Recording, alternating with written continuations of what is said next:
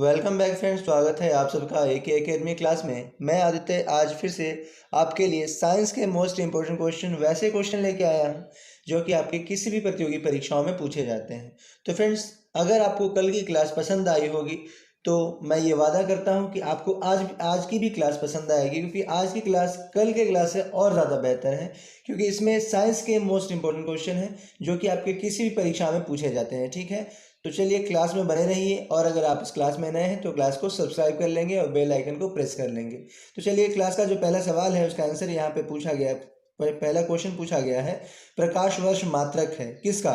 तो दूरी का मात्रक है। आप सभी लोग जानते हैं कि प्रकाश वर्ष दूरी का मात्रक है, और इसी से रिलेटेड है एक पारसेक। पारसेक किसका मात्रक है? आप कमेंट बॉक्स में ज़रूर लिखेंगे कि पारसेक किस चीज़ का मात्रक है। ठीक है, पारसेक किसका मात्रक है। और फ्रेंड्स, मुझे याद आया, कल मैंने एक क्वेश्चन पूछा था कि इल्तुतमिश से संबंधित था और फिरोज शाह तुगलक से। अभी ध्यान में नहीं आ रहा है कि क्वेश्चन क्या था। ठीक है, जब ध्यान में आ जाएगा मैं उसका आंसर बताऊंगा। और कुछ लोगों ने आंसर किया है, जिन लोगों ने आंसर किया है मैं उनका तहे दिल से शुक्रिया अदा करता हूँ। बाकी जो भी लोग देखे हैं वीडियो और आंसर नहीं किए हैं, मैं उनको कहूँगा कि प्लीज़ आप लोग जो भी क्वेश्चन आपसे पूछा जाता है वो बताया कीजिए। ठीक है, ठीक है। पहला सवाल तो हो गया, प्रकाश वर्ष दूरी का मात्रक है। आपको बताना है, आज का जो सवाल है आपके लिए, पारसेक किसका मात्रक है, इसका आंसर आप लोग को करना है। ठीक है, और एक प्रकाश वर्ष बराबर होता है किसके? जल्द से ओ सॉरी, यहाँ पे तो पारसेक पहले से है, मैंने ध्यान नहीं दिया। चलिए कोई बात नहीं, यहाँ पे लिखा हुआ है पारसेक। ठीक है, लेकिन यहाँ जो लिखा हुआ है पारसेक, इस पारसेक के बारे में जो लिखा हुआ है वहाँ पे डिटेल नहीं लिखा गया है कि मैं जो आंसर चाहता हूँ वैसा आंसर यहाँ पे नहीं है। पारसेक प्रकाश वर्ष दूरी का मात्रक है। ठीक है, लेकिन पारसेक किस चीज़ का मात्रक है? आप लोग कमेंट बॉक्स में ज़रूर लिखेंगे। ठीक है, यहाँ पे बताया गया कि एक पारसेक बराबर 3 × 6 × 10⁻16 मीटर या 3.26 प्रकाश वर्ष होता है। ठीक है, एक पारसेक का मान कितना होता है?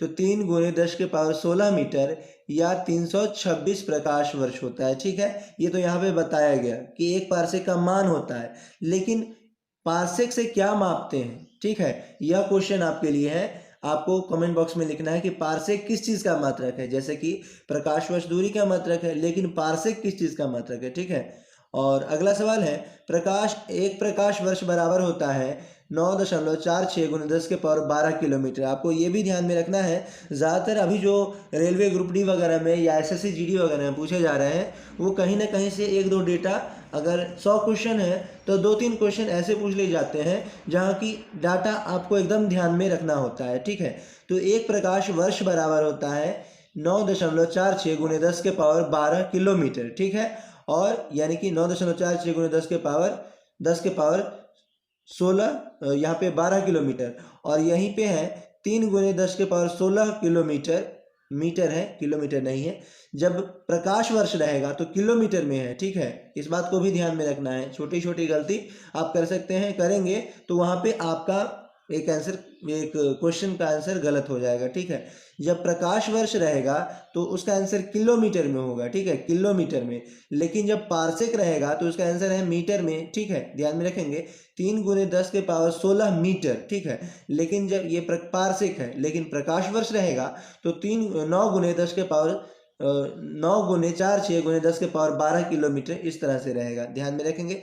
आगे चलते हैं, लैंप की बत्ती में तेल कैशिकीय उत्पन्न उन्नयन ऊपर चढ़ता है, यानी कि कहा गया केशिकत्व क्रिया का। यहाँ पे जो सवाल है, यह सवाल था कि लैंप की बत्ती में जो तेल चढ़ता है वह किस क्रिया के कारण? तो उस क्रिया को कहते हैं केशिकत्व क्रिया। ठीक है, इसी केशिकत्व क्रिया के कारण लैंप की बत्ती में तेल का ऊपर चढ़ना, या फिर कपड़े का एक सरफेस अगर गीला है तो दूसरे सरफेस का भी गीला हो जाना, यह केशिकत्व क्रिया के कारण होता है। ठीक है, ध्यान में रखेंगे इसको। और अगला सवाल है, समुद्र तट पर वायुमंडलीय दाब होता है। तो यह एक बार समुद्र तट पर वायुमंडलीय दाब होता है एक बार। यहाँ पे समुद्र तट पर वायुमंडलीय दाब का मान बताया गया है, जो कि एक बार होता है। ठीक है, एक बार होता है, ध्यान में रखेंगे। 1 जूल बराबर होता है 10⁻7 अर्ग। 1 जूल का मान कितना होता है? 10⁻7 अर्ग होता है। ध्यान में रखेंगे 1 जूल का मान। और उसके बाद है न्यूटन के प्रथम नियम को कहते हैं जड़त्व का नियम। फ्रेंड्स, आप सभी लोग जानते होंगे कि न्यूटन ने बल के 3 नियम दिए थे और तीनों में से जो पहला नियम है उसी नियम को जड़त्व का नियम कहते हैं। और वह नियम क्या कहता है, अगर किसी वस्तु पर जब तक बल नहीं लगाया जाए तब तक वह क्या करेगी, अपनी अवस्था को बनाए रखेगी। ठीक है, यही तो पहला नियम है और इसी नियम को जड़त्व का नियम कहते हैं। ठीक है, जैसे कि इस पे एक उदाहरण भी दिया गया है कि अगर किसी कपड़े को, रजाई को, ठीक है, अगर कुछ समय बाद उसको झाड़ा जाता है तो उसमें से जो धूल कण होते हैं ऐसे नहीं निकलते, लेकिन जब उसको झाड़ते हैं आप किसी भी चीज़ से तो उसके धूल कण क्या होते हैं, बाहर आते हैं। यानी कि क्या है, इसके ऊपर न्यूटन का पहला नियम कार्य करता है। ठीक है, इस नियम को भी आपको ध्यान में रखना है। हो सकता है कि इस नियम को ही लिख दे और कह दे कि यह नियम किसने दिया था, तो आपका आंसर होगा न्यूटन ने दिया था। ठीक है, तो आजकल तो सेटर लोग का ठीक है नहीं कि सवाल किस तरह से पूछ दे। ठीक है, इसलिए इन सारी बातों को भी आप लोग को ध्यान में रखना है। तो न्यूटन के प्रथम नियम को ही जड़त्व का नियम कहते हैं। न्यूटन के प्रथम गति नियम से परिभाषा मिलती है बल की। देखिए यहाँ पे बल की परिभाषा, न्यूटन के प्रथम गति के नियम से किसकी परिभाषा मिलती है, तो बल की परिभाषा मिलती है कि जब तक किसी भी वस्तु पर बल नहीं लगाया जाए तब तक वह अपनी प्रथम अवस्था या विराम अवस्था को बनाए रखेगी। ठीक है, और प्रथम नियम को जड़त्व का नियम कहते हैं, अभी हमने ऊपर देखा। एक अश्व शक्ति बराबर होता है 1046 वाट। फ्रेंड्स, यह सवाल भी मोस्ट इंपॉर्टेंट क्वेश्चन है। आपसे पूछा जा सकता है कि एक अश्व शक्ति किसके बराबर होती है, तो 1046 वाट के बराबर होती है एक अश्व शक्ति। आगे है, चंद्रमा पर सर्वप्रथम कदम रखने वाला व्यक्ति था नील आर्मस्ट्रांग। ध्यान में रखेंगे, नील आर्मस्ट्रांग चंद्रमा पर कदम रखने वाला प्रथम व्यक्ति। देख लीजिए, चंद्रमा पर कदम रखने की बात हो रही है, पर अभी वर्तमान समय में मिशन मून चल रहा है। आप लोग सभी अगर जानते होंगे तो बेहतर है, वरना अभी ऐसे बहुत से देश हैं जो कि अब स्पेस में जाकर के फिल्में बना रहे हैं। ठीक है, कुछ देश तो ऐसे हैं जिन्होंने अपना सूर्य बना लिया है, आर्टिफिशियल सूर्य। ठीक है, ताकि अगर भविष्य में कि अगर सूर्य उदय ज़्यादा समय तक नहीं हुआ तो सूर्य की किरण जो मानव के लिए बहुत ज़रूरी है, रोशनी जो ज़रूरी है, वह कहाँ से मिलेगी। तो कुछ ऐसे देश हैं जिन्होंने आर्टिफिशियल बनावटी सूर्य भी बना लिया है। अब ऐसा ज़माना आ गया, आप देख सकते हैं। आगे है, चंद्रमा पर पहुंचने वाला प्रथम अंतरिक्ष यान था ल्यूनिक 2। ठीक है, ल्यूनिक 2 चंद्रमा पर पहुंचने वाला प्रथम अंतरिक्ष यान था। ठीक है, ध्यान में रखेंगे, चंद्रमा पर पहुंचने वाला प्रथम अंतरिक्ष यान ल्यूनिक 2। आगे है, किसी वस्तु को भूमध्य रेखा से ध्रुवों की ओर ले जाने पर उसका भार बढ़ता है। ठीक है, भूमध्य रेखा से ध्रुव की ओर ले जाने पर उसका भार बढ़ता है। ठीक है, ध्यान में रखेंगे।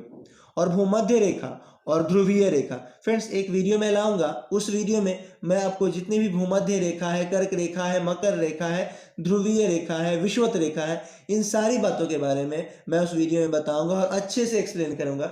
लेकिन उससे पहले आप लोग इस वीडियो को एक बार अपने दोस्तों के बीच शेयर कीजिए और अगर आपको वीडियो पसंद आती है तो वीडियो को लाइक कीजिए। फ्रेंड्स, मैंने अभी सोचा है कि क्वेश्चन की प्रैक्टिस हम लोग करेंगे, फिलहाल एक बार फास्ट रिवीजन कर ले, उसके बाद हम लोग क्वेश्चन पे आएंगे। ठीक है, ताकि एक नज़र अगर आप लोग पहले से इस सारे क्वेश्चन को देख लिए होंगे और उसके बाद अगर क्वेश्चन लगाएंगे, सेट प्रैक्टिस करेंगे, तो आपका बेहतर रिजल्ट होगा। ठीक है, यानी कि आप बेहतर कर पाएंगे। इसलिए मैंने सोचा है कि अभी क्लास इधर जारी रखते हैं और बीच में क्वेश्चन मैं लाऊंगा और उसके बाद उस क्वेश्चन का आंसर आप लोग को करना है और प्रत्येक क्वेश्चन में मैं आपको 5 सेकंड का टाइम दूंगा। ठीक है, तो आगे है, वर्षा की बूंदें। तो तैयार रहेंगे आप सभी लोग उस क्वेश्चन के लिए, लेकिन उस क्वेश्चन को करने के लिए आपको इस वीडियो को देखना बहुत ज़रूरी है। आगे पूछा गया, वर्षा की बूंदें गोल होती हैं तो पृष्ठ तनाव के कारण। फ्रेंड्स, वर्षा की बूंदें गोल होती है सरफेस टेंशन के कारण, यानी कि पृष्ठ तनाव के कारण। आपसे पूछा जा सकता है कि पृष्ठ तनाव के कारण जो वर्षा की बूंदें गोल होती हैं वह गोल ही होती हैं या फिर चपटी होती हैं। तो मैं आपको कह दूं कि वर्षा की बूंदें पूर्णतः गोल नहीं होती, वह थोड़ी सी चपटी होती हैं, ऐसी होती हैं। ठीक है, ऐसी नहीं होती, ठीक, थोड़ी सी ऐसी होती है, इस प्रकार से ध्यान में रखेंगे। नाभिकीय त्रिज्या का मात्रक है फर्मी। ठीक है, नाभिकीय त्रिज्या का मात्रक क्या है, फर्मी है और एक फर्मी का मान 10⁻⁻15 होता है, ठीक है। 10⁻⁻15 मीटर एक फर्मी का मान होता है, ध्यान में रखेंगे इस बात को भी। चलते हैं हमारे अगले सवाल पे। अगला सवाल आपसे पूछा गया है, समुद्री दूरी मापने का मात्रक है नॉटिकल मील, ठीक है। समुद्री दूरी मापने का मात्रक क्या है? नॉटिकल मील। आप लोग फ्रेंड्स सुने होंगे कि जो नेवी है, इंडियन नेवी, ठीक है, वह क्या करती है, नाव पे ही ज़्यादातर उनका जो है वो ज़्यादातर क्या, नाव पे ही उनकी ड्यूटी रहती है, ठीक है। नाव मतलब ये हम लोग जैसी वाली नाव नहीं कि इस पार से उस पार चल दिए नदियों के पार। नाव जो समुद्र में चलता है, ठीक है, एक देश से दूसरे देश के बीच चलता है, ठीक है। और तो समुद्री सुरक्षा प्रदान करने का काम इंडियन नेवी का होता है, या फिर किसी भी देश की जो नेवी होती है उसका काम होता है। तो फ्रेंड्स यहाँ पे समुद्री दूरी मापने का मात्रक क्या है? नॉटिकल मील। फिर अभी आपको ये नॉटिकल मील की बात मैं आपको बता दूं, तो समुद्र में जो नाव चलते हैं उसमें जो दूरी मापी जाती है एक जगह से दूसरी जगह जाने के लिए, तो हम लोग जैसे कि यहाँ से किसी जगह की दूरी किलोमीटर में कहते हैं। तो किलोमीटर में क्यों कहते हैं? क्योंकि हम सरफेस पे चलते हैं, ठीक है, और वहाँ पे समुद्र में पानी में चलना होता है। तो समुद्र में जो नाव पानी में चलती है, उस नाव को एक जगह से दूसरी जगह जाने के लिए उस दूरी का जो मापन किया जाता है कि कितनी दूरी है, वह नॉटिकल मील में होती है। इसको ध्यान में रखेंगे। और ये नॉटिकल मील एक्स्ट्रा कुछ विशेष है नहीं, ठीक है, बस इतना ही है जितना मैंने आपको बताया।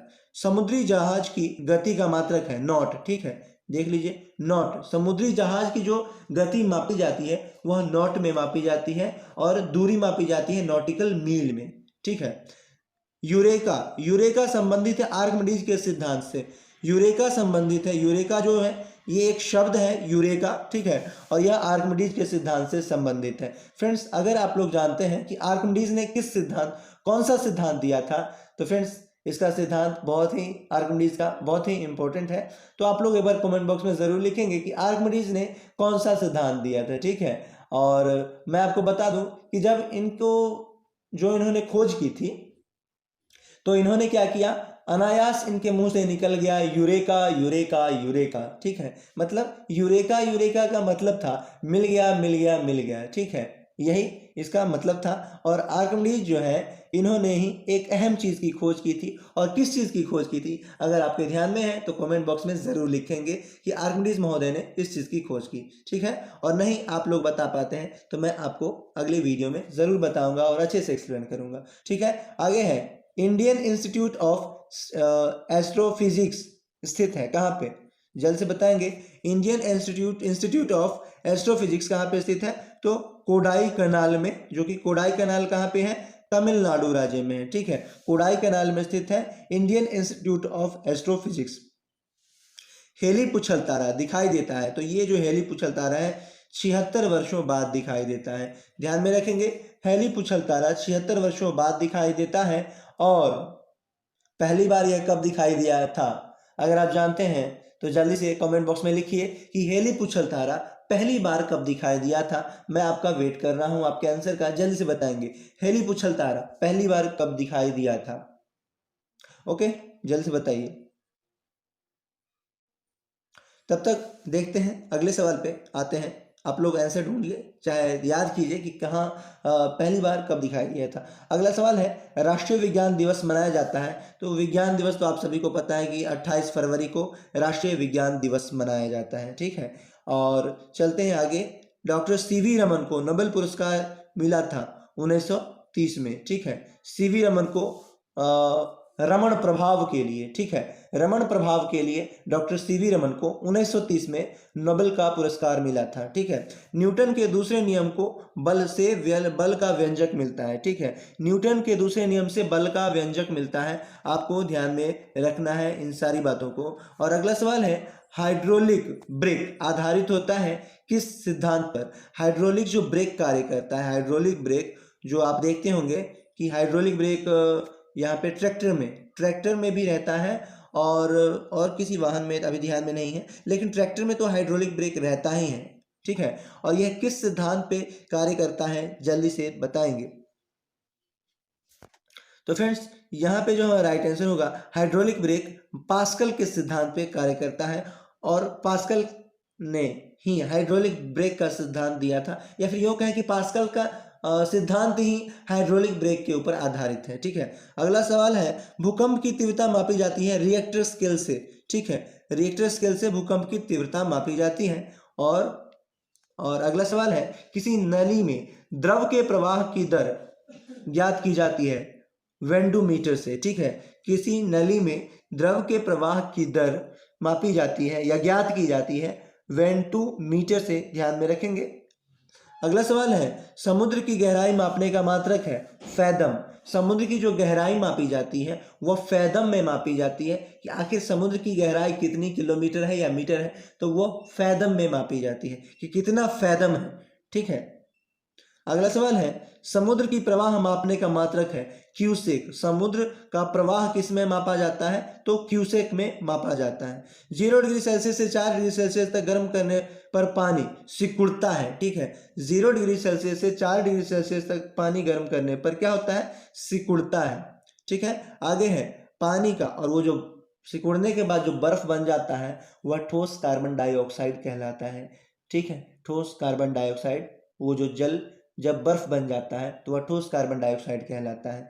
आगे है, पानी का अधिकतम घनत्व होता है 4 डिग्री सेल्सियस पर।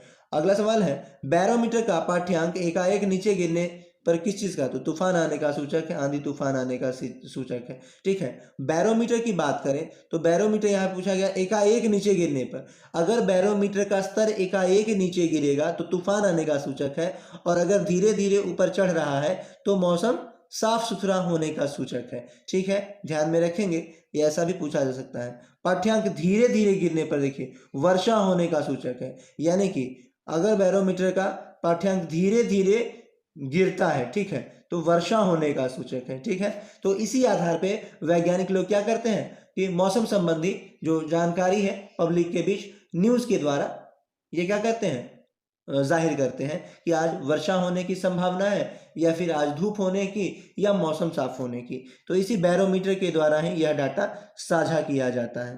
देखिए आगे सवाल आपसे कहा गया है कि बैरोमीटर का पाठ्यांक धीरे धीरे ऊपर चढ़ना तो दिन साफ होने का सूचक है। मैंने अभी आपको बताया धीरे धीरे ऊपर चढ़ना दिन साफ होने का सूचक है, और धीरे धीरे नीचे यानी स्नेह स्नेह नीचे उतरना यह वर्षा होने का सूचक है। और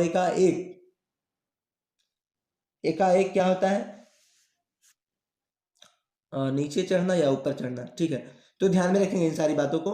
तो यहाँ पे बैरोमीटर का पाठ्यांक धीरे धीरे ऊपर चढ़ने से संबंधित है, नीचे धीरे धीरे ऊपर चढ़ने से संबंधित है दिन साफ होना। ठीक है, पनडुब्बी के अंदर से बाहर की वस्तुएं देखने के लिए प्रयोग किया जाता है पेरिस्कोप का।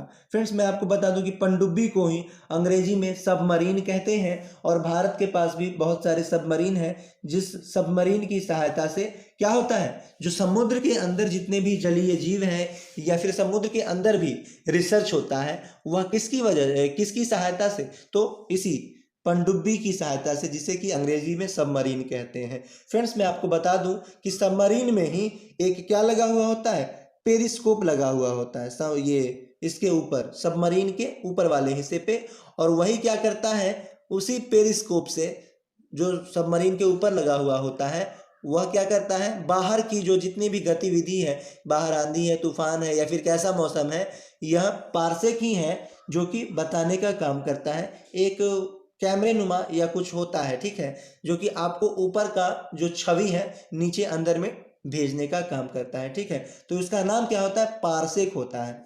श्यानता गुणांक का मात्रक है पॉइज। ठीक है, श्यानता गुणांक का मात्रक है पॉइज। ठीक है, पॉइज ध्यान में रखेंगे, श्यानता गुणांक का मात्रक पॉइज होता है। ठीक है, यहाँ पे श्यानता गुणांक का मात्रक पॉइज। अगला सवाल है, गैसों की श्यानता ताप बढ़ने से बढ़ती है। गैसों की श्यानता, ठीक है, अब श्यानता क्या होता है, ठीक है, जल्दी से बताएंगे कि गैसों की श्यानता ताप बढ़ने से बढ़ती है। ओके, जल्दी से बताइए, तब तक हम लोग देखते हैं हमारे अगले सवाल पे। अगला सवाल आपसे पूछा गया है, एक पिकोग्राम बराबर होता है 10⁻12 ग्राम के। ठीक है, और फ्रेंड्स मैं आप सभी को एक बात और बता दूं कि अगर आप लोग इस क्लास की पीडीएफ चाहते हैं प्रैक्टिस के लिए, जो कि क्वेश्चन आपको क्लास में करवाया जाता है, तो आप AK academy GK GS class आप सर्च करेंगे ये टेलीग्राम पे और आपको मिल जाएगा। और क्लास का जो लोगो आप देख रहे हैं वही लोगो आपको टेलीग्राम पे भी मौजूद है, आप लोग ज्वाइन कर लीजिएगा, ठीक है। वहाँ पे आपको जितने भी क्लासेस अभी तक दी गई हैं उसकी सारी PDF आपको वहाँ पे मिल जाएगी, ताकि आप लोग क्वेश्चन की प्रैक्टिस कर सकें। और एक वीडियो को कम से कम आप लोग 2 बार देखा कीजिए, और तीसरी बार उस वीडियो का मैं आपको याद करने का तरीका बता दूं। तीसरी बार आप उस वीडियो का वॉल्यूम एकदम कम कर दीजिए और उसके बाद आप खुद से आंसर कीजिए, ठीक है, तो आपको बेहतर याद होगा। तो इस तरह से अगर आप बार बार क्वेश्चन को देखते हैं और तब याद करने की कोशिश करते हैं तो प्रॉब्लम हो सकता है आप लोग को, इसीलिए मतलब जल्दी याद नहीं होगा। इसलिए आप लोग 2 बार वीडियो देखिए और तीसरी बार वीडियो का वॉल्यूम एकदम ऑफ कर दीजिए और आंसर छिपा दीजिए, ठीक है। खुद से आंसर कीजिए कि आप आंसर क्या कर रहे हैं और आंसर लिखा क्या हुआ है, ठीक है। तो आपको इस तरह से बेहतर याद होगा। आगे है 1 पिकोग्राम बराबर होता है 10 के पावर -12 ग्राम। ध्यान में रखेंगे 1 पिको का मान होता है 10 के पावर -12 ग्राम। अगला है जब लिफ्ट स्वतंत्र रूप से नीचे गिरे तो उसमें खड़े व्यक्ति का भार होता है 0, ठीक है। जब लिफ्ट स्वतंत्र रूप से नीचे गिरे तो उसमें खड़े व्यक्ति का भार होता है 0। अगला है पृथ्वी के केंद्र पर किसी पिंड का भार होता है 0। पृथ्वी के केंद्र पर किसी पिंड का भार क्या होता है? 0 होता है। ध्यान में रखेंगे पृथ्वी के केंद्र पर किसी पिंड का भार 0 होता है। आगे है पृथ्वी का औसत घनत्व होता है 5.5 ग्राम प्रति घन सेंटीमीटर। अगला सवाल है मानव निर्मित उपग्रह स्थापित किए जाते हैं थर्मोस्फीयर के माध्यम से। मानव निर्मित उपग्रह स्थापित किए जाते हैं थर्मोस्फीयर यानी कि बाह्यमंडल में, ठीक है, ध्यान में रखेंगे। अगला सवाल है द्रव्यमान अदिश राशि है किंतु भार क्या है? सदिश राशि है। फ्रेंड्स मैंने आपको 10 दिन पहले बताया था कि द्रव्यमान क्या होता है और भार क्या होता है। अगर आपने नहीं देखा है तो एक बार जा करके उस वीडियो को देखिए और वहाँ पे आपको क्लियर हो जाएगा कि द्रव्यमान क्या है और भार क्या है। फ्रेंड्स बहुत से लोग द्रव्यमान और भार में कोई फर्क नहीं समझते, लेकिन द्रव्यमान और भार में बहुत सारे डिफरेंसेस हैं, ठीक है। तो इसको आप लोग एक बार देख लेंगे और उसके बाद हम लोग देखते हैं। अगला सवाल है बर्नौली का सिद्धांत आधारित है ऊर्जा संरक्षण सिद्धांत पे, ठीक है। बर्नौली का सिद्धांत ऊर्जा संरक्षण के सिद्धांत पे आधारित है। अगला सवाल है शुद्ध सोना यानी प्राइमरी गोल्ड होता है 24 कैरेट का। कुछ लोग के दिमाग में है कि 75 कैरेट का सोना भी शुद्ध सोना होता है, तो मैं उनको बता दूं कि 24 कैरेट का सोना ही शुद्ध होता है, जबकि 75 कैरेट का 22 कैरेट का, हाँ थोड़ा सा मिस्टेक हो गया, 20 कैरेट लोग कहते हैं, तो 22 कैरेट जो कहते हैं वह 75% ही शुद्ध होता है, ठीक है। तो यहाँ पे ध्यान में रखेंगे शुद्ध सोना यानी प्राइमरी गोल्ड 24 कैरेट का होता है, इस बात को आपको ध्यान में रखना है। आगे देखते हैं अगला सवाल आपसे पूछा गया है हृदय स्पंदन को सामंजित किया जाता है पेसमेकर के द्वारा, ठीक है। पेसमेकर के द्वारा हृदय स्पंदन को समंजित किया जाता है, यानी कि अगर किसी का हृदय ठीक से काम नहीं कर रहा होता है तो उसमें पेस मेकर लगाया जाता है। पेस मेकर एक यंत्र होता है, एक डिवाइस होता है जो उस व्यक्ति के हृदय की जो धड़कन है उसको क्या करती है? बनाए रखती है, ठीक है। अगर किसी का हृदय अगर नहीं ठीक से काम कर रहा है तो ये पेस मेकर क्या करता है? उस व्यक्ति के हृदय की जो गति है उसको बनाए रखता है, ठीक है। मनुष्य के हृदय की गति की बात करें तो प्रत्येक मिनट 72 बार, ठीक है। मनुष्य के हृदय की गति क्या है? 1 मिनट में 72 बार है, ठीक है। 1 मिनट में 72 बार क्या करता है लोग? मनुष्य का हृदय यानी कि धड़कने का काम करता है, ठीक है। 1 मिनट में 72 बार। और फ्रेंड्स अगर आपसे पूछा जाए कि 1 मिनट में मनुष्य कितनी बार सांस लेता है तो आप कहेंगे 16 से 18 बार एक व्यक्ति सांस लेता है सामान्यतः, ठीक है, सामान्यतः। लेकिन फ्रेंड्स अभी कुछ ही दिनों पहले आप सभी लोग जानते हैं कि कोरोना की टेस्टिंग कैसे की जा रही थी? सांस रोक करके, यानी कि आप कितने समय तक सांस रोक लेते हैं। अगर आप शायद 1 मिनट के अंदर ही 40 या 45 सेकंड तक सांस रोकना था, तो अगर आप 40-45 सेकंड तक सांस 40 सेकंड तक रोक लेते हैं, ठीक है, और अगर ऐसा आप कर लेते हैं तो आप कोरोना नेगेटिव है, पॉजिटिव नहीं है, ऐसे मतलब बहुत सारे वायरल हुए थे। तो ये एक तरह से रिसर्च अच्छा ही था, आप ऐसा मान सकते हैं, क्योंकि जो व्यक्ति कोरोना इन्फेक्टेड होता है वह जल्दी जल्दी सांस लेने लगता है। ठीक है, हम तो ये नॉर्मल 16 से 18 कह रहे हैं, लेकिन वह व्यक्ति 25 से 30 एक मिनट में 25 से 30 बार सांस लेने की गति हो जाती है उसकी। ठीक है, तो इस तरह से पता चल जाता है कि वह किसी न किसी बीमारी से तो पीड़ित है ही है। ठीक है, इसलिए उसको वेंटिलेशन पे चढ़ाया जाता है। वेंटिलेशन एक मशीन होती है जो उसको ऑक्सीजन प्रदान करने का काम करती है, जो उसे ऑक्सीजन अच्छी तरह से देती है। ठीक है, यानी कि वो क्या करता है, हमारे जो ऑक्सीजन का जो पाइप है, ठीक है, एयर पाइप है, उसको ब्लॉक कर देता है। ठीक है, कौन? कोरोना का जो वायरस है। ठीक है, सॉरी, आगे देखते हैं। अगला सवाल आपसे पूछा गया, कृत्रिम वर्षा करने के लिए, सॉरी, यहाँ पे ये सवाल भी देखना है। बादल के छोटे छोटे कण आकाश में तैरते हैं हवा की श्यानता और कम घनत्व के कारण। बादल की जो छोटे छोटे कण होते हैं, ठीक है, वह श्यानता, हवा की श्यानता और कम घनत्व के कारण तैरते हैं। अगला सवाल है, कृत्रिम वर्षा करने के लिए प्रयोग किया जाता है सिल्वर आयोडाइड का। ठीक है, कृत्रिम वर्षा करने के लिए किसका प्रयोग किया जाता है? सिल्वर आयोडाइड का। रॉकेट कार्य करता है, रॉकेट संवेग संरक्षण के सिद्धांत पे कार्य करता है। रॉकेट किस चीज पे? संवेग संरक्षण के सिद्धांत पे। सापेक्षता का सिद्धांत प्रतिपादित किया था आइंस्टीन ने। ठीक है, सापेक्षता का सिद्धांत आइंस्टीन ने प्रतिपादित किया या संशोधित किया था।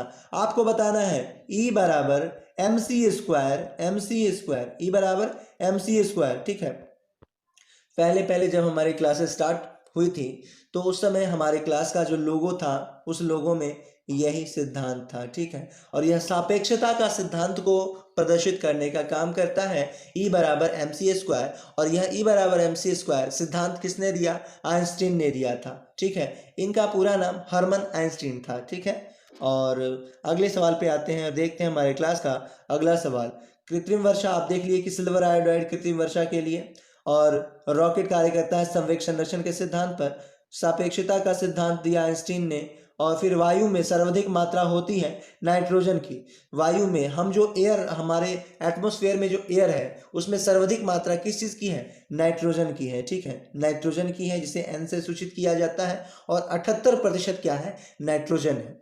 और अगला है -40 डिग्री सेल्सियस से -40 डिग्री फ़ारेनहाइट प्रदर्शित करता है एक ही ताप। यानी कि आपको पूछा जा सकता है कि ऐसा कौन सा तापमान का स्तर है जिसमें फ़ारेनहाइट और सेंटीग्रेड या सेल्सियस एक समान होता है। तो -40 डिग्री सेल्सियस बराबर होता है -40 डिग्री फ़ारेनहाइट के। ठीक है, या फिर यूँ कहे कि -40 डिग्री फ़ारेनहाइट बराबर होता है -40 डिग्री सेल्सियस के। यह दोनों बातें एक समान है, तो इसको भी ध्यान में रखेंगे। अगला सवाल है, पानी में नमक मिलाने से क्वथनांक क्या होता है? बढ़ता है। ध्यान में रखेंगे इस बात को, क्वथनांक बढ़ता है पानी में नमक मिलाने से। अगला सवाल है, जल की विशिष्ट ऊष्मा होती है 1.0 कैलोरी प्रति ग्राम सेल्सियस। ठीक है, ध्यान में रखेंगे। रेफ्रिजरेटर को ताप, अगला सवाल है, रेफ्रिजरेटर में ताप को नियंत्रित करता है थर्मोस्टेट। ठीक है, रेफ्रिजरेटर में ताप को कंट्रोल करने का काम करता है थर्मोस्टेट। ध्वनि गमन करती है अनुदैर्घ्य तरंग में। ध्वनि जो एक जगह से दूसरी जगह जाती है वह अनुदैर्घ्य तरंग में जाती है, अनुदैर्घ्य तरंग के रूप में जाती है। और अनुदैर्घ्य तरंग कैसे चलता है? इस तरह से चलेगा। ठीक है, यह ध्वनि की चलने की गति, ये चलने की प्रकृति है जो यह ऐसे चलेगी। ठीक है, अब जरूरी नहीं कि ऐसे ही चले, कभी ऐसे भी हो सकता है। ठीक है, तो ध्वनि की जो गति होती है वह अनुदैर्घ्य तरंग के रूप में चलती है। और इस प्रकार से ध्यान में रखेंगे अनुदैर्घ्य तरंग। और जो ये होता है इस तरह से, ये क्या होती है? ये डीसी गमन करती है, डायरेक्ट करंट। डीसी इसी तरह से चलती है। और एसी किस तरह से चलती है? एसी भी ऐसे ही चलती है। ठीक है, ध्यान में रखेंगे। और यहाँ पे पूछा गया था ध्वनि की गमन करती है तो अनुदैर्घ्य तरंग के रूप में गमन करती है। और अगला सवाल है, बरसात के दिनों में गर्मियों की अपेक्षा ध्वनि की चाल होती है अधिक होती है। बरसात के दिनों में गर्मियों की अपेक्षा ध्वनि की चाल अधिक होती है। अगला सवाल है, ध्वनि तरंगे नहीं चलती, निर्वात में नहीं चल सकती ध्वनि तरंगे। अगला सवाल है, ध्वनि की श्रव्य आवृत्ति होती है 20 से 20,000 हर्ट्ज के बीच। ध्वनि की श्रव्य आवृत्ति, मतलब वैसी आवृत्ति जो सुनने लायक हो, ठीक है, जो सुनने लायक हो, जिसे मानव सुन सकता है, उसकी आवृत्ति कितनी होती है? 20 से 20,000 हर्ट्ज होती है। एच जेड भी कहते हैं, ठीक है, हर्ट्ज को एच जेड से भी सूचित करते हैं। और आकाश का रंग नीला होता है प्रकाश के प्रकीर्णन के कारण। आप सभी लोग जानते हैं कि आकाश का रंग नीला प्रकाश के प्रकीर्णन के कारण होता है। आगे है, मरीचिका की घटना होती है प्रकाश के पूर्ण आंतरिक परावर्तन के कारण। मृग मरीचिका भी आपसे पूछा जा सकता है या फिर मरीचिका भी कहा जा सकता है। दोनों बातें सेम है, कोई डिफरेंसेस नहीं है। तो मरीचिका का बनना पूर्ण आंतरिक परावर्तन के कारण होता है। फ्रेंड्स, मृग मरीचिका या मरीचिका की बात करें तो आप देखते होंगे कि जो गर्मी के मौसम में है, गर्मी के मौसम में आपको जब अधिक जोर से प्यास लग जाती है, ठीक है, और वहाँ पे कहीं आसपास कहीं दिखता नहीं है नल या कुआं जहाँ पे जाकर के आप पानी पी सके, तो अनायास ही आपको ऐसा लगता है कि वहाँ कुछ दूर पे पानी है, ठीक है, लेकिन आप जब वहाँ पहुँचते हैं तो पानी रहता नहीं है, ठीक है। तो एक ये भ्रम जो पैदा होता है वो किसकी वजह से? तो यह पूर्ण आंतरिक परावर्तन की वजह से होता है। और पूर्ण आंतरिक परावर्तन की वजह से ही, हाँ सही है, पूर्ण आंतरिक परावर्तन की वजह से ही एक और बात होता है, जल्दी से बताएंगे कि और ऐसा कौन सा चीज़ है जहाँ पे पूर्ण आंतरिक परावर्तन का सिद्धांत कार्य करता है? आपको कमेंट बॉक्स में बताना है, ठीक है। पूर्ण आंतरिक परावर्तन और किस चीज़ के ऊपर लागू होता है, एक और आपको एग्जाम्पल बताना है।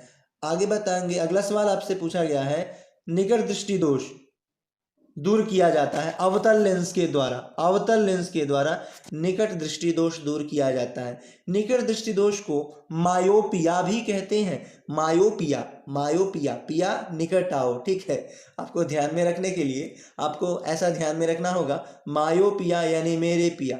जब भी मायोपिया कहेगा तो मेरे पिया कैसे होते हैं? ज़्यादा नज़दीक रहते हैं। नज़दीक मतलब निकट दृष्टि दोष, ठीक है। निकट दृष्टि दोष को ही मायोपिया कहा जाता है। आपसे पूछा जा सकता है मायोपिया किस रोग से संबंधित है? दीर्घ दृष्टि दोष, निकट दृष्टि दोष या जरा दृष्टि दोष? तो यहाँ पे मायोपिया क्या है? निकट दृष्टि दोष। पिया कैसे होते हैं? नज़दीक होते हैं। तो मायोपिया निकट दृष्टि दोष को दर्शाने का काम करता है और इस दोष को जो निवारण किया जाता है वह अवतल लेंस के द्वारा इस दोष को दूर किया जाता है। दूर दृष्टि दोष उत्तल लेंस ध्यान में रखेंगे, ठीक है। दूर दृष्टि दोष उत्तल लेंस से दूर दृष्टि दोष का इलाज किया जाता है। गाड़ी में पीछे की वस्तु को देखने के लिए उत्तल दर्पण का उपयोग किया जाता है। उत्तल दर्पण, गाड़ी की वस्तुओं को, पीछे की वस्तुओं को देखने के लिए उत्तल दर्पण का उपयोग किया जाता है, ठीक है। आपको इसको ध्यान में रखने के लिए ध्यान में रखना होगा कि गाड़ी में जो ये क्या कहते हैं, मिरर लगा होता है, साइड मिरर, या फिर यूँ कहें कि लुकिंग ग्लास, वो कहाँ पे लगा होता है? ऊपर में, इसलिए उत्तल दर्पण ध्यान में रखेंगे। ऊपर में लगा होता है तो उत्तल दर्पण। अगला सवाल है, अंतरिक्ष यात्री को आकाश दिखाई पड़ता है, काला दिखाई पड़ता है, ये आप सभी लोग जानते हैं क्योंकि वहाँ पे एटमॉस्फेयर नहीं है। एटमॉस्फेयर कहने का मतलब वातावरण नहीं है। इस वजह से अंतरिक्ष यात्री को आकाश कैसा दिखाई देता है? काला दिखाई देता है।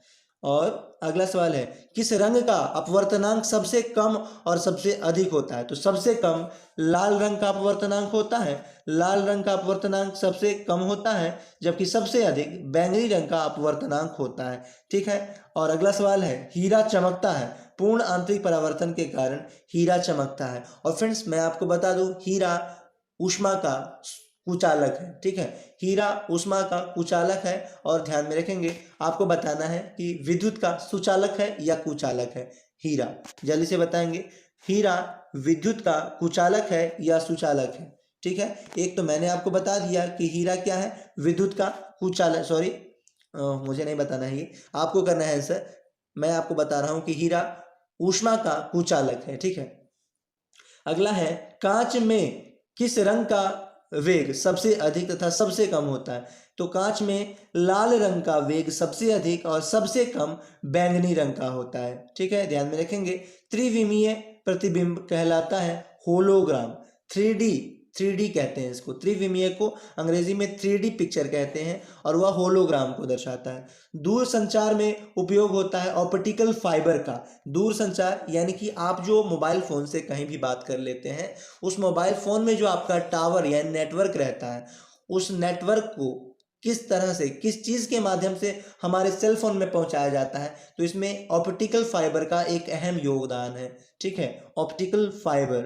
ठीक है, आगे है ट्रांसफार्मर का क्रोड बना होता है नर्म लोहा का। ट्रांसफार्मर का क्रोड बना होता है नर्म लोहा का। डूबते हुए सूर्य का रंग लाल होता है प्रकीर्णन के कारण। आप देखते होंगे डूबते हुए सूर्य या फिर उगते हुए सूर्य, दोनों में जब भी पूछे तो आप कहेंगे प्रकीर्णन के कारण, प्रकाश के प्रकीर्णन के कारण डूबता हुआ सूर्य या उगता हुआ सूर्य लाल प्रतीत होता है। हीरा का क्रांतिक कोण होता है 24। ठीक है, हीरा का क्रांतिक कोण क्या होता है? 24 होता है, 24.4 डिग्री हीरा का क्रांतिक कोण होता है। और उत्तल दर्पण का प्रतिबिंब बनता है सीधा और छोटा बनता है। उत्तल दर्पण का प्रतिबिंब कैसा बनता है? सीधा और छोटा। अगला सवाल है, पानी में हवा का बुलबुला कार्य करता है अवतल लेंस की भांति। आप लोग देखे होंगे कि पानी में कभी कभार बुलबुला बनता है, ठीक है, और वो शाइन करता है, चमकता है, उसमें आप लोग अपना बिंब, प्रतिबिंब भी देख सकते हैं, यानी अपनी छवि भी कुछ हद तक देख पाते हैं। और वह किस तरह का लेंस कहलाता है? तो अवतल लेंस की तरह कार्य करता है पानी में वायु का बुलबुला। ठीक है, अगले सवाल पे आते हैं और अगला सवाल आपके सामने है, ध्वनि का वेग सबसे अधिक और सबसे कम होता है। तो सबसे अधिक ठोस में और सबसे कम हवा में होता है। आपको ध्यान में रखना है, ध्वनि का वेग यानी कि ध्वनि की गति सबसे अधिक ठोस में और सबसे कम ये हवा में। ठीक है, आगे है ग्रीन हाउस गैस प्रभावित गैस है। ग्रीन हाउस प्रभावित गैस है कार्बन डाइऑक्साइड। ठीक है, ग्रीन हाउस प्रभाव गैस है कार्बन डाइऑक्साइड, यानी कि ग्रीन हाउस गैस, यानी कि इसी को ग्रीन हाउस गैस अंग्रेजी में कुछ कहते हैं, अभी ध्यान में नहीं आ रहा है क्या कहते हैं, चलिए छोड़िए, आपको ध्यान रखना है ग्रीन हाउस गैस प्रभावित करता है कार्बन डाइऑक्साइड, यानी कार्बन डाइऑक्साइड को ग्रीन हाउस गैस कहते हैं। ये आपको इस तरह से ध्यान में रखना है, कार्बन डाइऑक्साइड को ग्रीन हाउस गैस कहते हैं। ठीक है, और कार्बन डाइऑक्साइड ऐसा नहीं है कि हमारे लिए खतरनाक है। ठीक है, हमारे शरीर के लिए तो है, ठीक है, लेकिन हमारे लिए यानी कि हमारी जाति के लिए, मानव जाति के लिए, ठीक है, बहुत ही अहम है। यह कौन? कार्बन डाइऑक्साइड, क्योंकि यही कार्बन डाइऑक्साइड क्या करता है, वातावरण का जो तापमान है वह संतुलित करके रखता है। ठीक है, तो ऐसा नहीं कि कार्बन डाइऑक्साइड हमारे लिए खतरनाक ही है, डेंजरस ही है, ऐसा बिल्कुल भी नहीं है। लेकिन हाँ, हमारे शरीर के लिए अगर कहें तो कार्बन डाइऑक्साइड ज़रूरी नहीं है, हमें ऑक्सीजन की ज़रूरत होती है। लेकिन अगर मानव जाति के लिए कहें, संपूर्ण मानव जाति के लिए कहें, तो वहाँ पे ये कार्बन डाइऑक्साइड ज़रूरी है, क्योंकि यही तापमान को नियमित रूप से बनाए रखने का काम करता है। अगला सवाल है, सबसे अधिक और सबसे कम तरंग दैर्घ्य होता है लाल रंग और बैंगनी रंग का। ये तो हो ही गया, नहीं, तरंग दैर्घ्य यहाँ पे कहा गया है, आपको ध्यान में रखना है। सबसे अधिक और सबसे कम, सबसे अधिक लाल रंग का तरंग दैर्घ्य होता है और सबसे कम तरंग दैर्घ्य किसका होता है? तो बैंगनी रंग का तरंग दैर्घ्य सबसे कम होता है। आंख की रेटिना पर बना प्रतिबिंब वस्तु से छोटा और उल्टा होता है। हमारी जो आंख के ऊपर बना हुआ जो प्रतिबिंब होता है वह वस्तु से छोटा बनता है और क्या होता है? उल्टा बनता है। ठीक है, लेकिन हम तो सीधा देखते हैं, यानी कि हमें जो वस्तु सीधी दिखती है वो हमारी आंख के रेटिना पे उल्टा उसका प्रतिबिंब बनता है। इंद्रधनुष में रंगों का क्रम है। इंद्रधनुष यानी कि इंद्रधनुष कब बनता है? आप देखते होंगे जब बारिश होती है, गर्मियों के दिनों में जब बारिश होती है तो इंद्रधनुष कभी ना कभी आप लोगों ने देखा ही होगा, रेनबो उसको अंग्रेजी में बोलते हैं। तो इंद्रधनुष में 7 रंग होते हैं। ठीक है, 7 रंग दिखते हैं और वो 7 रंग जो होता है वह कौन कौन होता है? बैंगनी, जामुनी, नीला, हरा, पीला, नारंगी और लाल। ठीक है, यही इंद्रधनुष में रंग होते हैं और यह गर्मी के दिनों में बारिश होने के उपरांत विपरीत दिशा में, सूर्य की विपरीत दिशा में क्या होता है? दिखाई देता है। यानी कि आप देखे होंगे कि सूर्य उदय भी हो रखा है, यानी कि अगर सूर्य पूर्व में है तो इंद्रधनुष पश्चिम में बनेगा और अगर सूर्य पश्चिम में है तो इंद्रधनुष पूर्व में बनेगा। ऐसा आपको देखने को मिलता होगा और मिला है। ठीक है, और उसी रेनबो में 7 रंग होते हैं। आप लोग देख लीजिए, बैंगनी, जामुनी, नीला, हरा, पीला, नारंगी और लाल, यह रेनबो में बनने वाले रंग हैं। ठीक है, अगला सवाल है, विद्युत बल्ब का तंतु बना होता है टंगस्टन का बना होता है। विद्युत बल्ब का तंतु। अगला है विद्युत हीटर का तार बना होता है नाइक्रोम का। फ्रेंड्स यही कंफ्यूजन वाली बात है, जब हीटर की बात आती है तो उसमें जो वायर होता है वह नाइक्रोम का होता है, लेकिन बल्ब में वह टंगस्टन का बना होता है। ठीक है, ध्यान में रखेंगे इन सारी बातों को। और चलते हैं हमारे क्लास के अगले सवाल पे। और अगला सवाल है विद्युत चुंबक बनने में प्रयोग किया जाता है कच्चा लोहा का। विद्युत चुंबक बनने में प्रयोग किया जाता है कच्चा लोहा का। और अगला सवाल है विद्युत के केंद्र पर गुरुत्वीय त्वरण का मान होता है शून्य। पृथ्वी के केंद्र पर गुरुत्वीय त्वरण का मान क्या होता है? शून्य होता है, ध्यान में रखेंगे। और अगला सवाल है परमाणु बम आधारित होता है नाभिकीय विखंडन पर। परमाणु बम किस सिद्धांत पे कार्य करता है? नाभिकीय विखंडन पे। हाइड्रोजन बम आधारित होता है नाभिकीय संलयन। ठीक है, इन दोनों बातों को ध्यान में रखेंगे। जब परमाणु बम दे दे तो परमाणु बम नाभिकीय विखंडन, लेकिन हाइड्रोजन बम नाभिकीय संलयन। ठीक है, इसमें कंफ्यूज नहीं होना है। हाइड्रोजन बम नाभिकीय संलयन और परमाणु बम विखंडन। ठीक है, अगला सवाल है सूर्य की ऊर्जा का स्रोत है नाभिकीय संलयन। ठीक है, सूर्य की ऊर्जा का स्रोत क्या है? नाभिकीय संलयन। और मैं आपको बता दूं कि सूर्य में क्या होता है सबसे अधिक मात्रा में? सूर्य, एक तो ये कि सूर्य क्या है? एक गैसीय गोला है। सूर्य एक गैसीय गोला है और उसमें बहुत सारे गैस हैं, जिसमें सबसे ज्यादा जो गैस है वह हाइड्रोजन गैस है। इसको भी आपको ध्यान में रखना है। सवाल सीधे तौर पे आपसे पूछा जा सकता है कि सूर्य में कौन सी गैस सबसे अधिक पाई जाती है, तो उस समय जो आपका राइट आंसर होगा वो होगा हाइड्रोजन गैस। ध्यान में रखेंगे इस बात को भी। और चलते हैं, भारत का ध्रुवीय रिएक्टर स्थित है ट्रॉम्बे में। भारत का ध्रुवीय रिएक्टर स्थित है ट्रॉम्बे में। सभी विद्युत चुंबकीय तरंगे बनी होती है फोटोन की, ध्यान में रखना है। अगला सवाल है चंद्रमा पर जी का मान पृथ्वी के जी के मान के बराबर का मान होता है। यानी कि चंद्रमा पर जी का मान पृथ्वी के जी के मान का कितना गुना होता है? तो 1/6 गुना होता है, ध्यान में रखेंगे। और अगले सवाल पे आते हैं और देखते हैं अगला सवाल। कपड़ा सुखाने तथा दूध से मक्खन निकालने वाली मशीन कार्य करती है अपकेंद्रीय बल पर। ठीक है, कपड़ा सुखाने तथा दूध से मक्खन निकालने वाली जो मशीन होती है वह अपकेंद्रीय बल पे कार्य करती है। फ्यूज का तार बना होता है टीन और शीशा का बना होता है फ्यूज का तार, ध्यान में रखेंगे। तारे टिमटिमाते हैं, प्रकाश के अपवर्तन के कारण तारे टिमटिमाते हुए नजर आते हैं। और अगला सवाल है प्राथमिक रंग होता है लाल, हरा और नीला रंग को प्राथमिक रंग कहा जाता है, ध्यान में रखेंगे। प्राइमरी कलर कहा जाता है लाल, हरा और नीला को। अगला सवाल है द्रव का क्वथनांक दाब बढ़ाने पर क्या होता है? बढ़ता है। ठीक है, ध्यान में रखेंगे। द्रव का क्वथनांक दाब बढ़ाने पर बढ़ता है। अगला सवाल है जल का शुद्धतम रूप होता है वर्षा का जल। ये तो सभी लोग जानते होंगे, वर्षा का जल क्या होता है? जल का शुद्धतम रूप होता है। अगला सवाल है दाढ़ी बनाने में प्रयोग होता है अवतल दर्पण का दाढ़ी बनाने में उपयोग किया जाता है अवतल दर्पण। ठीक है, अवतल दर्पण का। आगे है सबसे अधिक प्रत्यास्थ पदार्थ है स्टील सबसे अधिक क्या है? प्रत्यास्थ है। अगला सवाल है प्रत्यास्थ मतलब क्या होता है? प्रत्यास्थ मतलब होता है, आप लोग बताइए पहले, मैं वेट कर रहा हूँ, प्रत्यास्थ का मतलब क्या होता है। और मैंने लगभग 5 से 6 वीडियो में ऐसा बहुत बार प्रत्यास्थ बताया है कि सबसे अधिक प्रत्यास्थ स्टील है या फिर तांबा है या लोहा है। मैंने इन सभी के बीच आपको अंतर स्पष्ट करके बहुत बार बताया है, तो यहाँ पे मैं नहीं बताने वाला, बहुत बार मैंने बताया। ठीक है, और आगे चलते हैं। विद्युत का सबसे अच्छा सुचालक है चांदी। ठीक है, आगे बहुत सारा सवाल है जिस वजह से मैं ज़्यादा डिटेल नहीं चल रहा, आगे देखेंगे। अगर ज़्यादा डिटेल चलेंगे तो फिर हमारा क्लास आगे क्वेश्चन छूट जाएगा। ठीक है, विद्युत का सबसे अच्छा सुचालक है चांदी, ध्यान में रखेंगे। विद्युत का सबसे अच्छा सुचालक चांदी है। समतल दर्पण में प्रतिबिंब होता है काल्पनिक, समान और उल्टा। समतल दर्पण में प्रतिबिंब कैसा होता है? काल्पनिक, समान और उल्टा होता है, ध्यान में रखेंगे। प्रकाश तरंगे उदाहरण है विद्युत चुंबकीय तरंग का।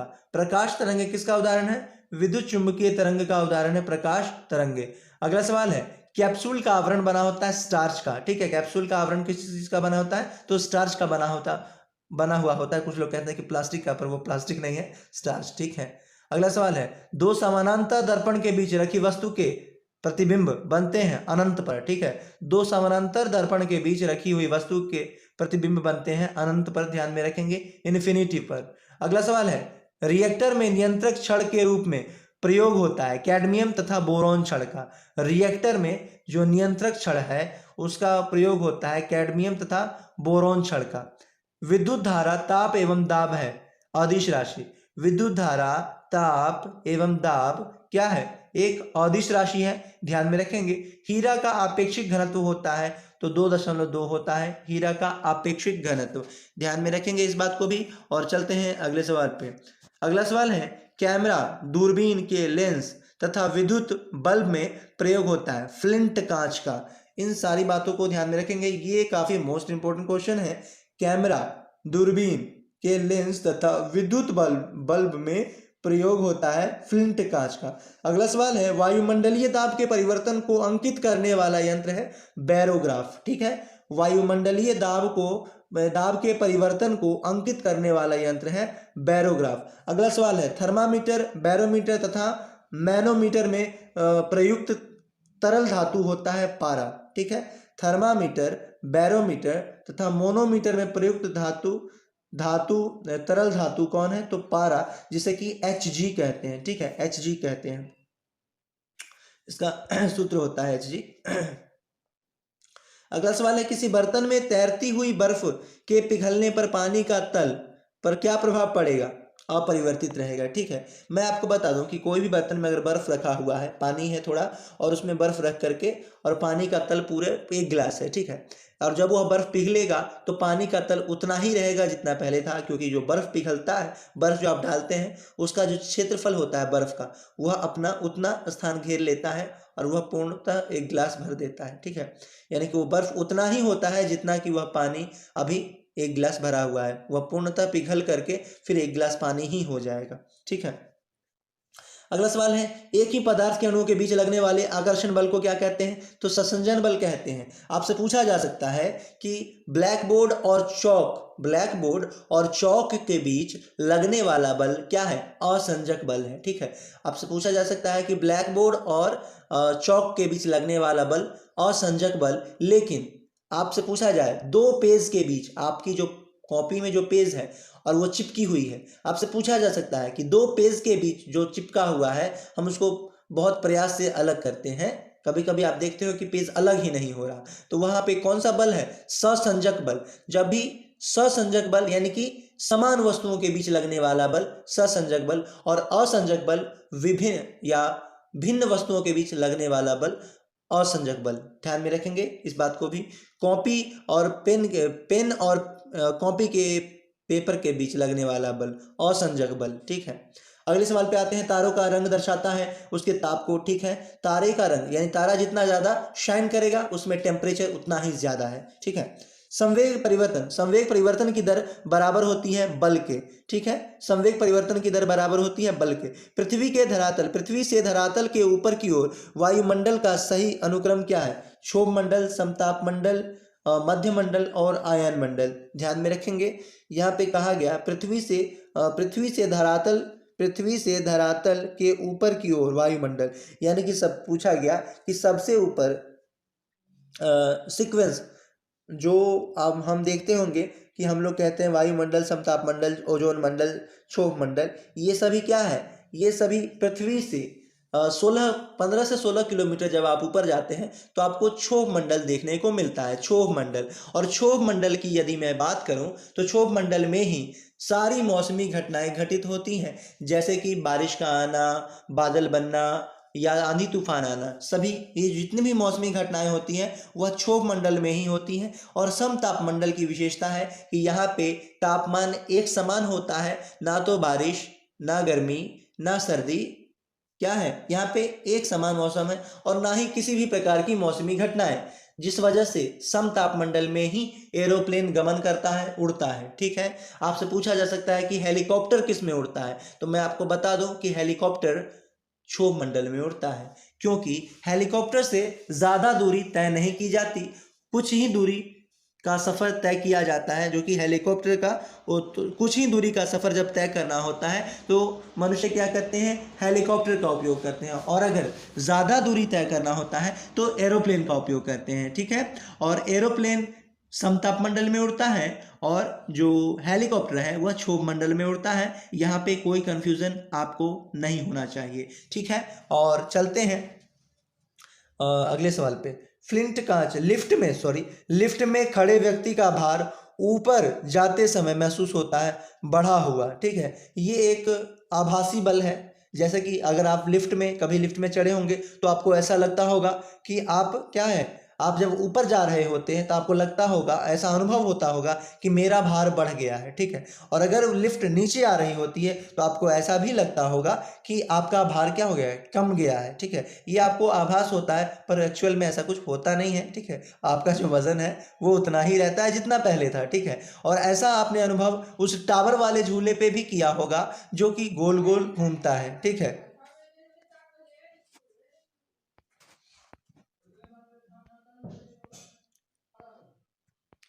अगला सवाल आपसे यहाँ पे है। अगला सवाल आपसे पूछा गया है, किसी पिंड का वेग दोगुना करने से उसकी गतिज ऊर्जा हो जाएगी 4 गुनी, ठीक है। किसी पिंड का वेग 2 गुना करने से उसकी गतिज ऊर्जा हो जाएगी 4 गुनी। ध्यान में रखेंगे। केशिका नली का व्यास 2 गुना कर देने से उसके अंदर पानी का चढ़ाव आधा हो जाएगा, क्योंकि क्या हो जाएगा, क्योंकि उनके बीच जो ये होता है, ये बल होता है, यानी कि उनके बीच केशिकत्व बल कम हो जाएगा, जिस वजह से पानी का जो जितनी तेजी से चढ़ रहा था उतनी तेजी से पानी ऊपर नहीं चढ़ेगा। पेंडुलम घड़ी तीव्र गति से चलती है शीतकाल में, ठीक है। पेंडुलम घड़ी तीव्र गति से चलती है शीतकाल में। ध्यान में रखेंगे। जब पृथ्वी सूर्य के निकटतम होती है तब पृथ्वी का परिभ्रमण चाल होता है अधिकतम। जब पृथ्वी सूर्य के निकटतम होती है तो पृथ्वी की परिभ्रमण चाल होती है वह अधिकतम होती है। मैं आपको बता दूं कि पृथ्वी की 2 गतियां हैं, एक तो परिभ्रमण और दूसरा परिक्रमण, ठीक है। परिभ्रमण और परिक्रमण, पृथ्वी की कितनी गतियां हैं, 2 गतियां हैं, परिक्रमण और परिभ्रमण, ठीक है। अगले सवाल पे आते हैं। 100 डिग्री सेल्सियस बराबर होता है 212 डिग्री फ़ारेनहाइट या फिर 373 केल्विन। ध्यान में रखेंगे। 100 डिग्री सेल्सियस बराबर होता है 212 फ़ारेनहाइट या फिर 373 केल्विन। और मैं आपको बता दूं कि 98 डिग्री सेल्सियस पर पानी उबलना प्रारंभ हो जाता है, ठीक है। अगले सवाल पे आते हैं। अगला सवाल है, समतापीय प्रक्रम में विशिष्ट ऊष्मा होती है। समतापीय प्रक्रम में विशिष्ट ऊष्मा होती है अनंत पर, ठीक है। अनंत पर होती है, ध्यान में रखेंगे, अनंत पर होती है। ताप के विभिन्न पैमाने के ताप में संबंध होता है C/5 बराबर F-32/9 बराबर K-273/5। इसको ध्यान में रखेंगे, वरना ये तो कुछ है नहीं इतना, इसको मतलब ये इंपॉर्टेंट उतना है नहीं, ठीक है। अगले सवाल पे आते हैं। रुद्धोष्म परिवर्तन में विशिष्ट ऊर्जा होती है 0। रुद्धोष्म परिवर्तन में विशिष्ट ऊष्मा होती है 0। ताप का परम शून्य या न्यूनतम परम शून्य को ही न्यूनतम ताप कहा जाता है, तो -273.15 डिग्री सेल्सियस होता है, ठीक है। यह ताप का परम शून्य, यानी कि इससे कम तापमान कभी हुआ ही नहीं, ठीक है। -273.15 डिग्री सेल्सियस से कम तापमान से कम अभी तक मापा नहीं गया है, ठीक है। तापमान का परम शून्य ये तो हम हो ही गया। अगले सवाल पे आते हैं। अगला सवाल है, एक चालू रेफ्रिजरेटर को बंद कमरे में खुला छोड़ दिया जाए तो कमरे का तापमान बढ़ जाएगा, ठीक है। कमरे का तापमान बढ़ जाएगा, इसको ध्यान में रखना है। ऐसा नहीं होगा कि फ्रिज ठंडा करता है सामान को तो हमारे कमरे का तापमान भी ठंडा कर देगा, ऐसा बिल्कुल भी नहीं होगा। यहाँ पे उल्टा हो रहा है, तापमान बढ़ जाएगा, ठीक है। अगला है, प्रकृति का सुरक्षा वाल्व कहा जाता है ज्वालामुखी को, क्योंकि ज्वालामुखी क्या करता है, जब पृथ्वी के अंदर जब भी उथल पुथल होता है तो यह ज्वालामुखी के रूप में विस्फोट होकर के बाहर निकल जाता है, ठीक है। अगला सवाल है, पानी के अंदर ध्वनि की रिकॉर्डिंग की जाती है हाइड्रोफोन से। पानी के अंदर ध्वनि की रिकॉर्डिंग की जाती है हाइड्रोफोन से, ध्यान में रखेंगे। ताप बढ़ने से ध्वनि का वेग बढ़ जाता है। ताप बढ़ने से ध्वनि का वेग क्या होता है? बढ़ जाता है। वायु की आर्द्रता बढ़ने से उसमें ध्वनि का वेग बढ़ जाता है। वायु की आर्द्रता बढ़ने से उसमें ध्वनि का वेग बढ़ जाता है। पानी से भरी बाल्टी में रखी छड़ टेढ़ी दिखाई देती है अपवर्तन के कारण। ठीक है, अपवर्तन के कारण पानी से भरी बाल्टी में रखी हुई छड़ टेढ़ी दिखाई देती है। या फिर यूं कहें कि पानी में रखा हुआ सिक्का थोड़ा उठा हुआ प्रतीत होता है, अपवर्तन के कारण ही होता है। वो भी दोनों बातें, आपको छड़ की जगह सिक्का दे दे या सिक्का की जगह छड़ दे दे, वह अपवर्तन के कारण ही होती है। सिक्का पानी में रखा हुआ थोड़ा ऊपर उठा हुआ प्रतीत होगा और छड़ जो है टेढ़ी प्रतीत होगी, वो अपवर्तन के कारण ही होती है। आगे चलते हैं। रमन प्रभाव संबंधित है प्रकाश के प्रकीर्णन से। रमन प्रभाव संबंधित है प्रकाश के प्रकीर्णन से। आदर्श आमीटर का प्रतिरोध होता है शून्य। आदर्श आमीटर का प्रतिरोध क्या होता है? शून्य होता है, आपको ध्यान में रखना है। आदर्श वोल्ट मीटर का प्रतिरोध अनंत होता है। अगला सवाल है, एक इलेक्ट्रॉन वोल्ट बराबर होता है 1.6 इंटू 10⁻⁻19 जूल के। एक इलेक्ट्रॉन वोल्ट बराबर होता है 1.6 इंटू 10⁻⁻19 जूल के। लेंज का नियम आधारित है ऊर्जा संरक्षण के सिद्धांत पे। लेंज का नियम किस चीज पे आधारित है? ऊर्जा संरक्षण के सिद्धांत पे। सूर्य और पृथ्वी के बीच औसत दूरी बराबर होती है एस्ट्रोनॉमिकल मात्रक के। ठीक है, सूर्य और पृथ्वी के बीच औसतन दूरी बराबर होती है एस्ट्रोनॉमिकल मात्रक के, और एक एस्ट्रोनॉमिकल मात्रक 1.496 इंटू 10⁸ किलोमीटर होता है। एक एस्ट्रोनॉमिकल मात्रक, एक एस्ट्रोनॉमिकल बराबर होता है 1.496 इंटू 10⁸ किलोमीटर।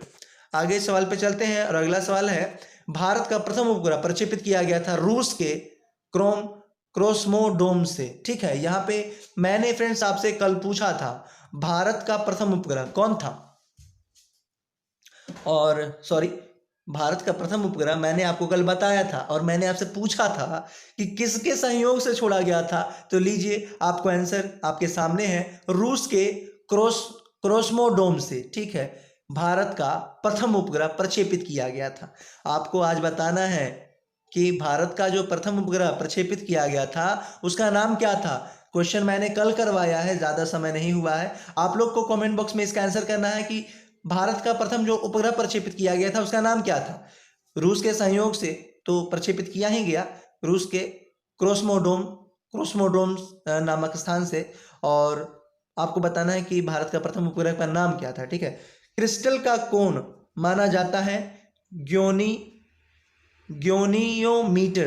क्रिस्टल का कोण मापा जाता है ग्योनियोमीटर से। सतीश धवन उपग्रह प्रक्षेपित स्थित है। सतीश धवन उपग्रह प्रक्षेपण केंद्र कहाँ स्थित है? श्रीहरिकोटा आंध्र प्रदेश में स्थित है। सतीश धवन उपग्रह प्रक्षेपित केंद्र कहाँ पे स्थित है? श्रीहरिकोटा आंध्र प्रदेश में। चंद्रमा पर आदमी भेजने वाला प्रथम देश कौन है? तो संयुक्त राज्य अमेरिका यानी कि यूएसए चंद्रमा पर मानव भेजने वाला प्रथम देश है। ग्रीष्म छिद्र जिसे कि ब्लैक होल कहा जाता है, ब्लैक होल का सिद्धांत प्रतिपादित किया था एस चंद्रशेखर ने। ध्यान में रखेंगे, ब्लैक होल का सिद्धांत एस चंद्रशेखर ने दिया था। और चंद्रमा पर आदमी भेजने वाला प्रथम देश कौन है? तो संयुक्त राज्य अमेरिका। और ब्लैक होल का सिद्धांत प्रतिपादित किया था एस चंद्रशेखर ने। कृत्रिम उपग्रह छोड़ने वाला प्रथम देश कौन है? तो सोवियत रूस है। ठीक है, सोवियत रूस कृत्रिम उपग्रह को छोड़ने वाला प्रथम देश है। ठीक है, अगला सवाल है, कैंची, पिलास, साइकिल का ब्रेक, हैंड पंप, कील उखाड़ने की मशीन उदाहरण है प्रथम श्रेणी के उत्तोलक। फ्रेंड्स, ये जो क्वेश्चन है ना, ये क्वेश्चन मोस्ट इंपॉर्टेंट क्वेश्चन है। ठीक है, ये क्वेश्चन मोस्ट इंपॉर्टेंट क्वेश्चन है। आपसे पूछा जा सकता है कि प्रथम श्रेणी के उत्तोलक निम्नलिखित में से कौन है। तो आप यहां से ध्यान में रख लेंगे कि कैंची, पिलास, साइकिल का ब्रेक, हैंड पंप, कील उखाड़ने की मशीन, ये सभी क्या है? प्रथम श्रेणी के उत्तोलक हैं। ठीक है, प्रथम श्रेणी के उत्तोलक। आप देखते होंगे कि पिलास ऐसे वाला भी आता है। ठीक है, तो यहाँ पे जो है, ये यहाँ पे बीच में एक जिसका भी सपोर्ट है, आप पिलास देख रहे हैं या फिर साइकिल का ब्रेक देख रहे हैं, तो साइकिल का ब्रेक इस प्रकार से होता है। ठीक है, तो यहाँ पे आप देख रहे हैं ये। ठीक है, तो जिसमें भी इस प्रकार की संरचना बन रही है वह प्रथम श्रेणी का उत्तोलक है। आप देख रहे होंगे कैंची क्या है? कैंची में भी आप देख रहे होंगे यहाँ पे क्या हो रहा है, ये ज्वाइंट हो रहा है, यहाँ पे ज्वाइंट हो रहा है, यहाँ पे ये ज्वाइंट हो रहा है, यानी कि मध्य में जिसका भी सपोर्ट है उसके कार्य करने के लिए वह क्या है, प्रथम श्रेणी का उत्तोलक माना जाता है। इसको भी ध्यान में रखना है। और चलते हैं अगले सवाल पे। अगला सवाल है, सरौता नींबू निचोड़ने की यंत्र उदाहरण है द्वितीय श्रेणी। ठीक है, सरौता और नींबू निचोड़ने का यंत्र उदाहरण है द्वितीय श्रेणी का। ठीक है, उत्तोलक उत्तोलक। चिमटा हल तथा चिमटा हल हाथ उदाहरण है तृतीय श्रेणी का। देख लीजिए फ्रेंड्स, यहाँ से मैं आपको बता दूं कि ये तीनों क्वेश्चन जो है, ये तीनों क्वेश्चन मोस्ट इंपॉर्टेंट क्वेश्चन है। आपको इन तीनों का जो एग्जाम्पल है, क्वेश्चन से ज्यादा एग्जाम्पल को आपको ध्यान में रखना है कि प्रथम श्रेणी का उत्तोलक के अंतर्गत किसको रखेंगे, द्वितीय श्रेणी के अंतर्गत उत्तोलक किसको रखेंगे, और तृतीय श्रेणी का उत्तोलक किसको कहेंगे। देखिए तृतीय श्रेणी का उत्तोलक है तृतीय श्रेणी चिमटा हल और हाथ तृतीय श्रेणी का उत्तोलक माना जाता है। और द्वितीय श्रेणी है सरौता नींबू निचोड़ने का यंत्र, और प्रथम श्रेणी है कैंची, पिलास, साइकिल का ब्रेक और हैंड पंप और कील उखाड़ने की मशीन। ठीक है, तो इन सारी बातों को ध्यान में रखेंगे। ये मोस्ट इंपॉर्टेंट क्वेश्चन है, आपसे ज़रूर किसी न किसी परीक्षा में यह सवाल पूछा ही जाएगा। आप लिख के ले सकते हैं मेरे से। ठीक है, यह सवाल पूछा जाता है, इस पे आपको ध्यान में रखना है इसको। ठीक है, अगला सवाल है, गुरुत्वीय त्वरण यानी स्मॉल जी का मान अधिकतम एवं न्यूनतम होता है क्रमशः अधिकतम ध्रुव पर होता है और न्यूनतम विषुवत रेखा पर होता है। आप लोग को ध्यान में रखना है, न्यूनतम विषुवत रेखा पर और अधिकतम, न्यूनतम यहाँ पे देख लेंगे, न्यूनतम एक मिनट, पृथ्वी जी का मान अधिकतम होता है ध्रुव पर और न्यूनतम का होता है विषुवत रेखा पर। अगला सवाल है, पृथ्वी के घूर्णन गति बढ़ने से घटने पर जी का मान क्या हो जाएगा, पहले घटता है और फिर बढ़ता है। पृथ्वी के घूर्णन गति बढ़ने और घटने पर जी का मान पहले घटता है फिर बढ़ता है। पृथ्वी की सतह के ऊपर या नीचे जाने पर जी का मान क्या होता है, घटता है। पृथ्वी की सतह से ऊपर या नीचे जाने पर स्मॉल जी का मान क्या होता है, घटता है। लेकिन ध्यान में रखेंगे, यही स्मॉल जी अगर कैपिटल जी होता तो क्या होता। आप कमेंट बॉक्स में आंसर जरूर करेंगे कि कैपिटल जी का मान क्या होता। स्मॉल जी तो परिवर्तित है, पर क्या कैपिटल जी भी परिवर्तित है, और परिवर्तित है तो कहाँ पे परिवर्तित है। ठीक है, आप कमेंट बॉक्स में आंसर जरूर करेंगे। अगर आप इस क्लास में रेगुलर रहते हैं तो क्लास को सब्सक्राइब कर लेंगे और बेल आइकन को प्रेस कर लेंगे नई वीडियो की सूचना अपने मोबाइल पे पाने के लिए। अगला सवाल है, पृथ्वी के लिए पलायन वेग का मान होता है 11.2 किलोमीटर पर सेकेंड। मैं आपको बता दूं कि पृथ्वी का जो पलायन वेग है, ठीक है, वह 11.2 किलोमीटर पर सेकेंड है। अगर इस गति से पृथ्वी से अगर कोई व्यक्ति उछाला जाए, ठीक है, या फेंका जाए, तो वह पूर्ण फिर दोबारा पृथ्वी पे वापस नहीं आएगी। ठीक है, ध्यान में रखना है कि पृथ्वी से अगर कोई 11.2 किलोमीटर प्रति सेकंड की गति से किसी भी चीज को फेंका जाए या उछाला जाए तो वह दोबारा पृथ्वी पे वापस नहीं आएगी। वह कहाँ चली जाएगी, आकाश में चली जाएगी और वहीं पे गति करने लगेगी जैसे कि अन्य पिंड गति कर रही है। ठीक है, अगला सवाल है, पृथ्वी की सतह से ऊपर जाने पर वायुमंडलीय दाब क्या होता है, कम होता है। ठीक है, पृथ्वी की सतह से ऊपर जाने पर वायुमंडलीय दाब कम होता है। तो मुझे आशा है फ्रेंड्स कि आप लोग को ये क्लासेस में पढ़ाई गई वीडियो पसंद आई है, और पसंद आई है तो प्लीज़ लाइक, सब्सक्राइब और शेयर करेंगे, और अपने दोस्तों के बीच एक बार ज़रूर शेयर करेंगे ताकि ज़्यादा से ज़्यादा लोग इस क्लास का आनंद ले सके। तो मिलते हैं फ्रेंड्स अगली वीडियो में इसी तरह के इंटरेस्टिंग क्वेश्चन के साथ। और बस 2 दिन, और इस 2 दिन के बाद हम लोग क्या करेंगे, इन्हीं सारे क्वेश्चन के ऊपर प्रैक्टिस करेंगे सेट प्रैक्टिस के रूप में, और तब देखेंगे कि कितना बेहतर हम लोग कर पाते हैं इस क्वेश्चन का आंसर। तो ठीक है, मिलते हैं अगली वीडियो में, तब तक के लिए बेस्ट ऑफ लक।